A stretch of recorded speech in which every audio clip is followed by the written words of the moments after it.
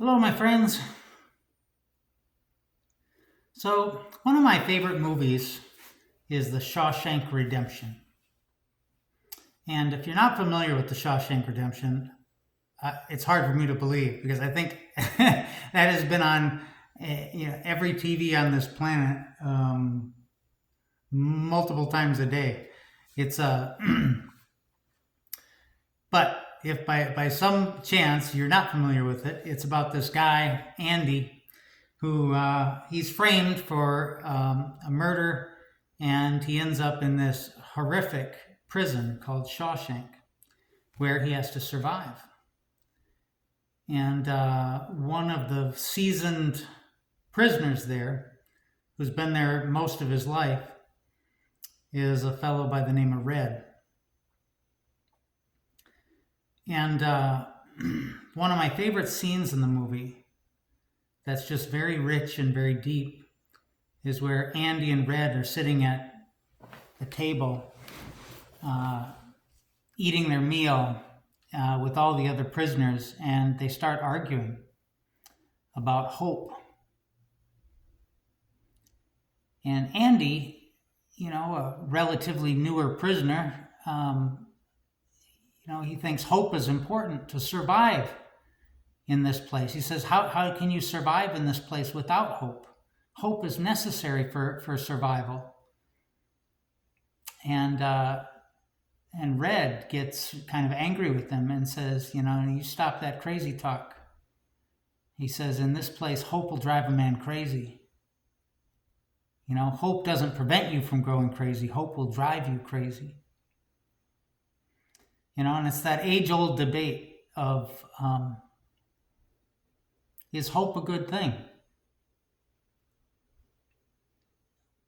Well, it's the problem with hope is that it gets in the way of another very important virtue, which is acceptance. When we don't accept things that we should, we suffer. And I think I've been both Andy and Red at different points in my life, and I'm sure you have too. There's been times where, oh, thank God I had hope. I would have gone crazy if I didn't have something to hang on to. And then there's been other times where that hope has driven me insane. Things that I should have let go of, things that I should have given up on, barking up the wrong tree for no reason. It was like an amputee hoping their legs will grow back. And in those situations, that hope was the source of my suffering.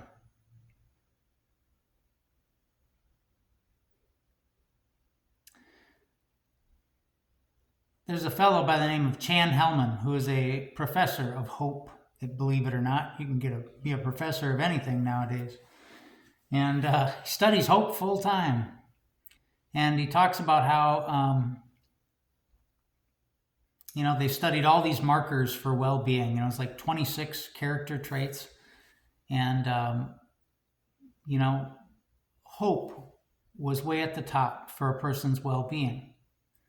It might have been even number one. The number one factor in a person's emotional well-being was having hope that the future will be better than today. But he makes an important distinction. He says there's a difference between hope and wishing. And oftentimes people use those terms interchangeably in conversation. They say hope, and what they really mean is a wish. Hope implies that you have some skin in the game, that you are doing something to bring about the thing that you're hoping for. And if you're not, then it's a wish. There's a difference between saying, I hope I win the lottery. That's really a wish. And I hope I have a better day today. Well, that implies that I have something to contribute to make it a better day. That I need to do my part. And when we use hope correctly, you know, there's some action required on our part. And when we participate in that action, and we have reason to believe that our future will be better because of the actions we're taking now, then and only then is our well-being improved. So I think about this as we're in the Easter season and we're talking about resurrection. I hope there's a heaven. I hope there's no hell. Those are wishes.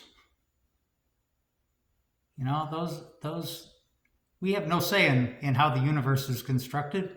You know, what happens after we die, where we go, you know, if there's anything beyond.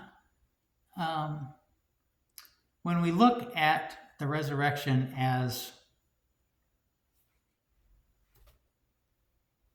heaven and hell, the afterlife, it really dilutes the power of the resurrection, you know, because that's not really what it's about. You know, the resurrection is about hope, and you know, what happens after we die is out of our control. It's a wish, you know. But if we're talking about making the world a better place now, you know, the power of the resurrection in the present day, and what we can contribute to that, well, then it becomes real. You know, then it becomes tangible. Then it even if it's the resurrection isn't something we experience in our lifetime. You know, like Martin Luther King said, "I've seen the promised land, but I won't get there with you." You know, our actions contribute to it. So that's like the first take on the resurrection that I want to talk about today. And the other one is the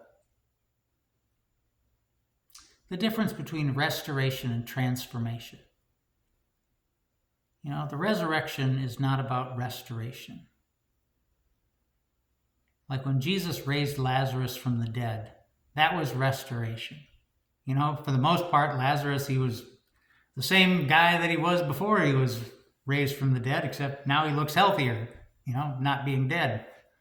But transformation is different. You know, transformation involves the death of what was before. So if you're hoping for what was before, that's a place where you should accept and not hope. You know, hoping for something to come back as it was. You know, the universe only goes forward. You know, there is no transformation. There is no restoration, I should say. There's only transformation. Reminds me of that Japanese art of, I think it's called Tingsu. You know, where, you know, the emperor broke his bowl and he hired, you know, all these craftsmen to fix it, and none of them could restore it to its original beauty. You could always see the cracks. And then one artisan decided, instead of trying to hide the flaws, he would highlight them with gold. And so started filling in the cracks with gold. And so this pottery became, it's not what it was before. It's completely transformed. It's something new. But you have to let go of what was before. And that is the story of the resurrection today, where, you know, Mary Magdalene is, you know, she has an experience of Jesus, but she doesn't recognize him. You know, and even when she reaches out to hold on to him, he prevents her. He said, "Don't cling to me. You know, don't hang on to what was." You know.